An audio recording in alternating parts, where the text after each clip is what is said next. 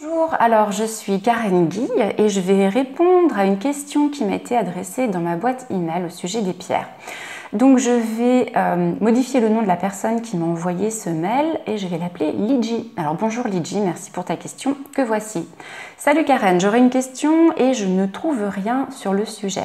Je suis porteuse de pierres et depuis 2 mois maintenant, je porte un lapis lazuli que j'adore. Seulement au contact de ma peau, cela me fait une sorte de petite plaque rouge avec des petits boutons et des mangeaisons. Je ne sais pas quel est ce phénomène et ce que cela signifie. As-tu déjà entendu parler de ceci? Alors Lydie, ce à quoi je pense immédiatement par rapport à ta question et notamment au problème de boutons et de démangeaisons, c'est que le lapis lazuli justement est utilisé pour soigner des problèmes de peau, de démangeaisons et de petits boutons.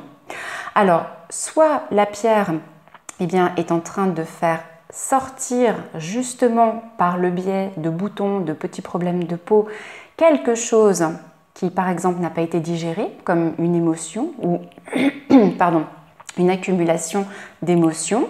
C'est ce qui arrive aussi très souvent avec les personnes qui vont déclencher des psoriasis par exemple.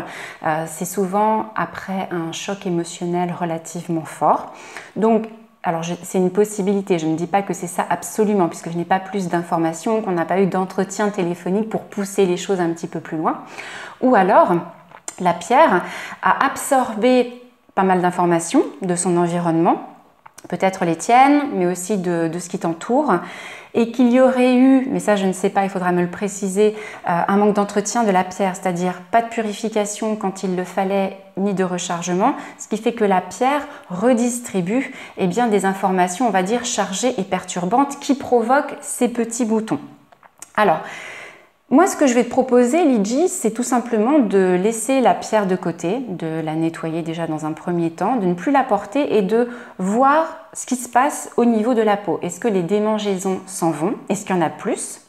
Comment est-ce que toi, tu te sens, on va dire, psychiquement, émotionnellement et physiquement du fait de ne plus porter la pierre? Mais je pense qu'il serait aussi intéressant de consulter un thérapeute parce que si en effet, il y a des émotions à faire sortir, quelque chose à soigner à l'intérieur de toi et que la pierre a mis ça en évidence, il va falloir le soigner.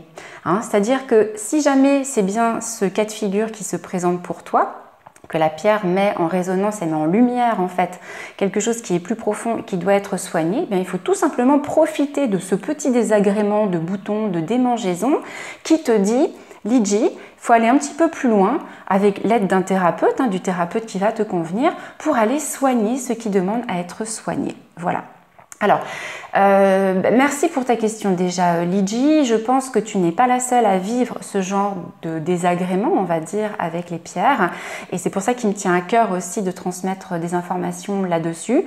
Donc, vous pouvez accéder à plus d'infos sur ma chaîne YouTube au sujet des pierres et des cristaux. Et comme j'ai reçu des questions, des commentaires où il y a des difficultés pour choisir les pierres, pour savoir quelles pierres est-ce qu'on peut combiner ensemble, est-ce qu'on peut porter 2 ou 3 pierres ensemble, comment est-ce qu'on les purifie. Déjà, il y a des personnes qui ne savent pas non plus forcément que c'est important de purifier ces pierres de manière régulière, de purifier une pierre après qu'on l'ait achetée et de la recharger. Ce qui fait qu'avec ces retours de votre part, j'ai créé un atelier sur les pierres spécial débutant, justement pour bien vous guider, que vous sachiez une bonne fois pour toutes utiliser vos pierres en toute sérénité, savoir comment faire pour choisir la bonne pierre ou les bonnes pierres. Donc là, je ne vais pas rentrer plus dans le détail, mais je souhaitais quand même vous en parler dès maintenant. Alors si ça vous intéresse et puis que vous voulez être informé de la date de sortie de cet atelier, il va sortir très prochainement. Il y a encore les derniers réglages techniques à faire. C'est pas le plus rigolo, mais il faut le faire. Et voilà, donc ça me prend un petit peu de temps. Les derniers réglages techniques à faire. Et pour être informé donc de la sortie de l'atelier en priorité, il faut tout simplement vous inscrire aux news sur mon site avotresuccès.fr. Donc ce sont les news VIP pour recevoir les informations en priorité. Voilà, Lydie, merci pour ta question. J'espère que la réponse va t'aider et qu'elle va aider d'autres personnes qui peut-être rencontrent ce même type de problématique. À bientôt et si jamais vous avez d'autres questions, ce sera avec plaisir que j'y répondrai. Au revoir.